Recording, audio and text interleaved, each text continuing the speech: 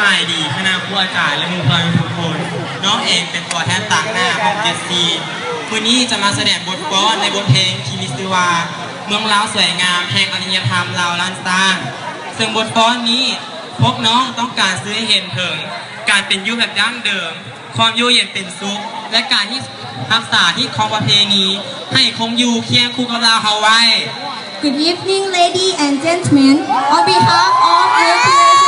of students who study in the class 7 class 4, now we have a show for Lao traditional dancing with the name of Mueang Lao Soi Ngam Heng Arya Tham Lao Lan Sang. It's meaning that the entity of Lao, and it is described to Lao like to be forever. The next, please follow our show. Thanks. ขอบใจ